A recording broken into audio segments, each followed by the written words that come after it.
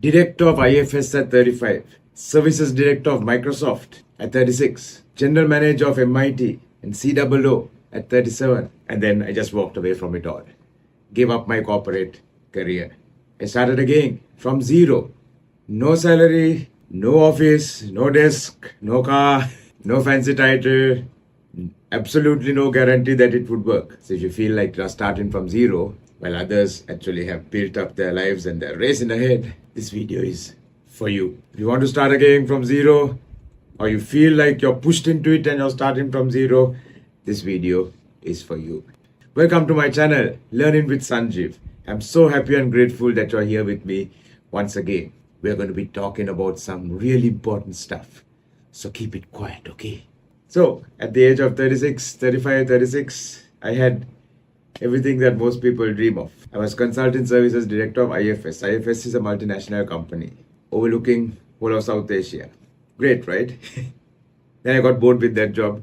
Got a new job at Microsoft, heading the services division for Sri Lanka. Yeah.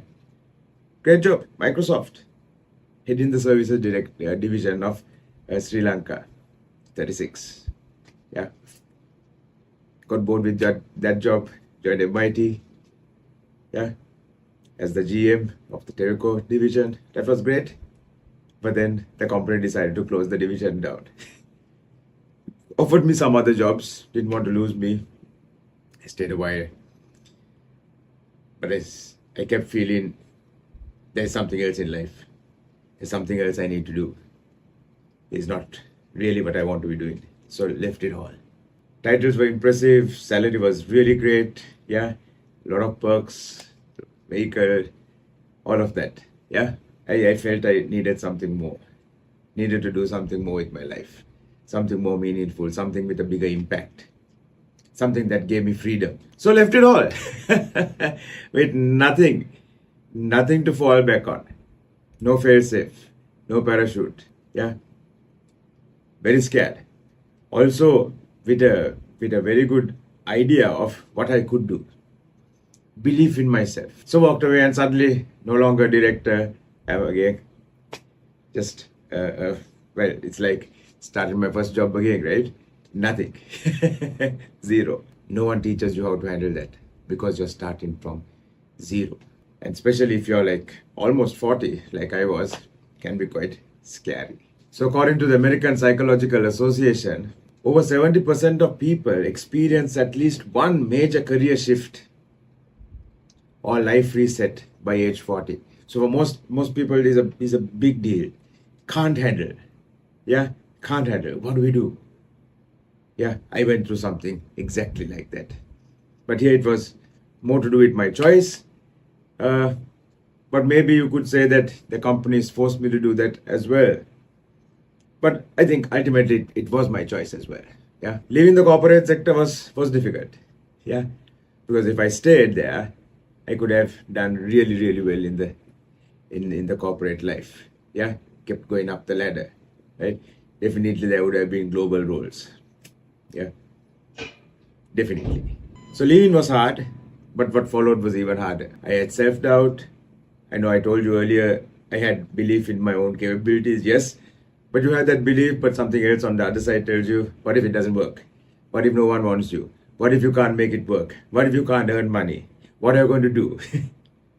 Problems. I questioned everything. Did I just throw away everything I had worked for? Because I had a first class in IT. Yeah. What if I fail? What will people think? And so then I started what I'm doing now, doing training programs for organizations. Lots of times I would call up people, I try to talk to them about my programs, try to set up a meeting. People would not return the calls also. I plan a program, right? Advertise it, go and do the program. Only 5 people, 10 people in the audience. Yeah. That's how it all started. Lots of months, no idea where the next paycheck is going to come from. How are we going to live? How are we going to earn? But I had one belief that it would happen. It would come. It would come for sure. Right? It would come for sure. I never had a doubt that the money would come. And we started this in 2008. Up to now, 2025, we have been fine. Even through all the COVID years, we have been fine. Yeah. But with all of that, sometimes this doubt still comes back in and says, what if you had stayed? Yeah. Sometimes I might see a friend of mine, one of my colleagues, previous colleagues. Yeah. When I was a manager, this guy was still an executive, but now the guy is, board level director of a large company. And then you think, okay, did I make the right decision? What if I stayed? What if I stayed? Yeah, you're behind, others are doing better. So comparison kills confidence, right? Comparison kills confidence. Because you look at it, if you compare yourself to others, there are always others who are going to be doing better. Always, for sure, right? Yeah. And when you compare yourself to others, there will always be others who are doing worse than you. So your race should not be with someone else. Your race should be you versus you. Are you doing better than you were last year? If so, great. Keep moving forward. So according to the LinkedIn Workforce Confidence Index, which they did in 2023, they found that nearly 60% of professionals say they feel behind in life compared to their peers. 60%. That's because of all the comparison happening. Yeah. Comparison is a good thing. You look at someone else and think, that's great. I feel really happy for that guy. Yeah, I can do that too. Yeah. Compare with others and get inspired by what they're doing and then move ahead. But you compare with others and think, what am I doing? Let's run our own race. You run your own race, I'll run my own race. Yeah. So why do we stay stuck? Yeah. Starting again from zero and we can't move forward. We're stuck. So according to Martin Seligman, he came up with a concept called learned helplessness. So when we try and fail,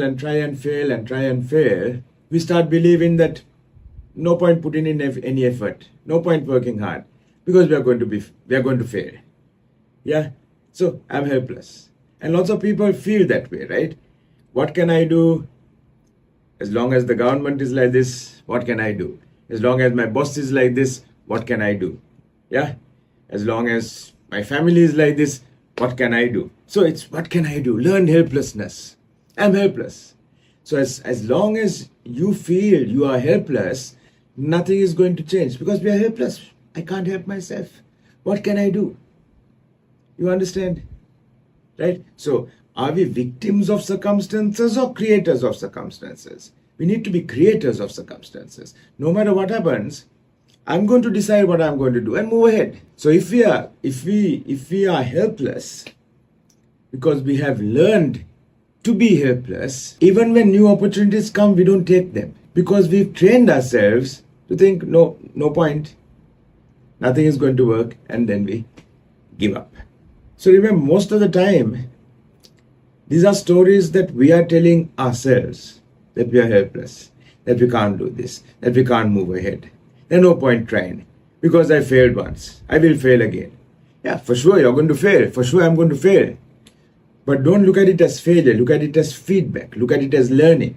So even though we fail, fine, so get up and go again. Yeah, like Sylvester Stallone said in the movie Rocky, it doesn't matter how many times you get knocked down. What matters is how fast do you get up and fight again. So especially in the South Asian culture where I'm from, and I guess some of you may be as well, where success is tied to job titles, how big the car is, how big the house is. Yeah, starting over again can feel like failure, but it's not. Think about Warren Buffett. Yeah, at one point I think the third richest man in the world. Still lives in the same house that he has been living in for the last 35 something years.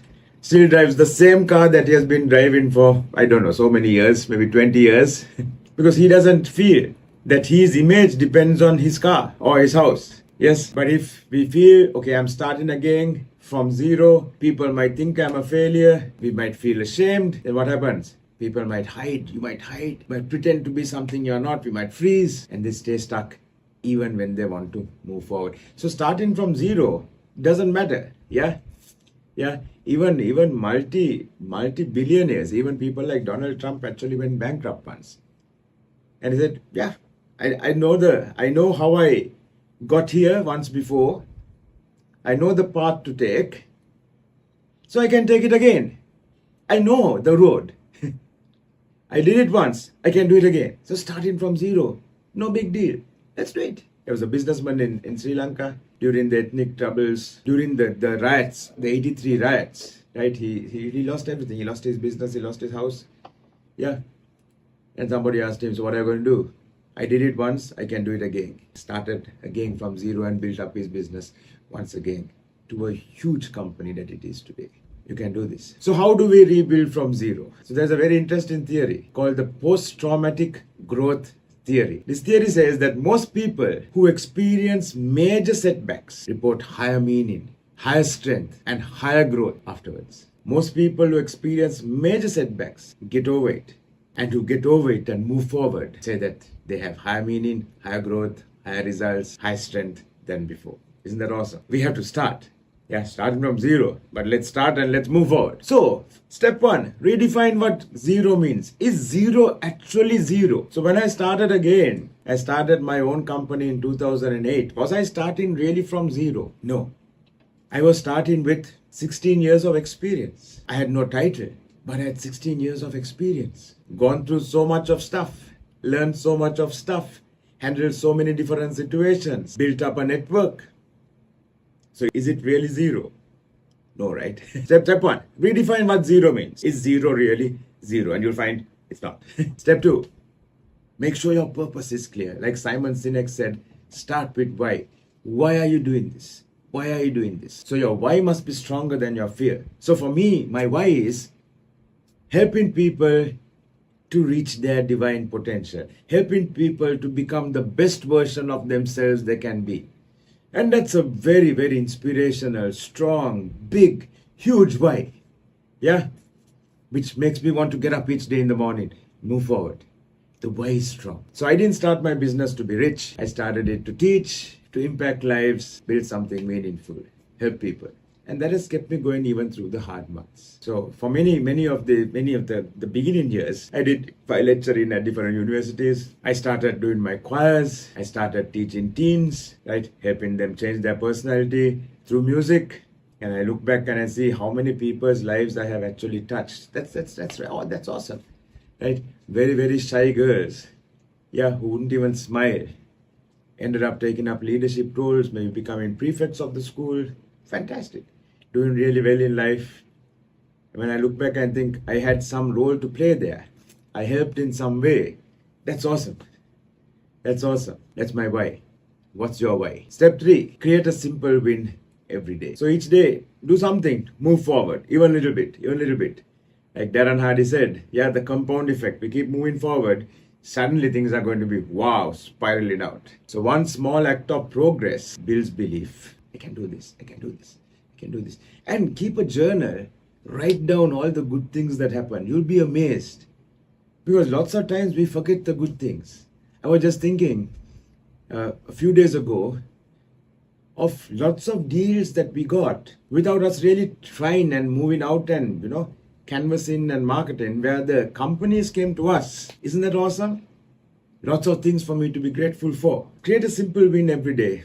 Do your proposals, make your calls, keep moving forward. Momentum is more important than perfection. As we keep moving forward, we'll make mistakes, that's fine, but keep moving forward, keep moving forward, keep moving forward. Yes, step four, get people to support you. Not financially, but create a, what shall we call it? Maybe a circle of belief. Surround yourself with people who are going to, cheer you on, encourage you, right? Don't, associate with the naysayers. The naysayers are, you can't do this, Sanjeev. Oh, what a shame you gave up your corporate job. Yeah, it's going to be so difficult. Keep those people aside. Go with the people who say, Sanjeev, you can do this. You can do this. Find at least 2, 3, 4 people who are going to encourage you, because you need that encouragement. So in your hardest moments, their belief in you can actually keep you strong. Yes. Step 5, own your story. It's your story. I'm owning my story. It's my story. Did I make wrong choices? Well, it depends on how I define right and wrong. It's the label that I put on it. But it was my choices. I can be proud of that. So it's my story. So when I actually started from zero, it wasn't really from zero, because it had 16 years of hard experience in there. I've done many things in that 16 years that most people may not even do at any point of their life, right? Isn't it awesome? So my story isn't perfect. It's not over, it's still going on, but it's mine. Every piece of it, even the fear, even the doubt, even the starting over, has actually made me who I am now. It's great. It's great. So today, my company and I, we have helped more than 21,000 people across 24 countries. And that's awesome, right? Isn't that awesome? What do you think? Yes? Give me a comment. Is that awesome? Yeah? I think so. I think it's great. And everything I feared I lost actually became the fuel for what I built. If I didn't leave the corporate sector, could I have influenced so many people? Probably not. Because I wouldn't have had the time to do everything else that I actually did. I wouldn't have had the time to build up these choirs, to take these kids overseas for competitions, to help them change the beliefs they have about themselves, to help them succeed in life. I wouldn't have been able to. I wouldn't have had the time. So I would have been in the corporate, yes. I would have, been very successful for sure, but it was a different path. Would I have touched so many people? Probably not. So was that my purpose? Is this my real purpose? Yeah, is this what I was put on this planet for? Maybe. So if you feel behind, if you're starting from zero, don't worry. Remember, you are not broken. You are being rebuilt. You are rebuilding yourself, maybe into something even better than you ever were, right? Maybe this is your true purpose. Maybe this is the reason you were put on this planet. Maybe finally you're getting the opportunity to live your true purpose. So if you're starting from zero, don't worry. Look at it as a blessing. Yeah, you're getting an opportunity to start again. The greatest chapters of your life when you look back won't be where everything went right. The greatest pride you will have would be when you look back and you say, I got knocked down, but I got up. I got up again. I moved forward. So remember, you're not starting from zero. You're starting from experience. You're starting from wisdom. You're starting with a lot of hard knocks, which has made you stronger. You're starting with a network. You know people. If you've been around like I had for 16 years in the corporate sector, you know people. So if you're starting from zero right now, like I was some years ago, put a comment in there. Yes, I'm rebuilding my life. Yes, I'm rebuilding and I'm happy. I'm rebuilding and I'm happy. Let's make it happen, guys. Let's move forward together. And tell me, what's your next chapter going to be about? So thanks a lot for joining me for this video. I hope it helped you, especially if you're starting from zero. How do you move forward? I hope it encouraged you and inspired you. Yeah, do reach out if you want to talk to me. If you feel I can help you in some way. It's been really great having you with me for this video. Thanks for watching. I'm Sanjeev. Have an awesome day, okay? Keep in touch.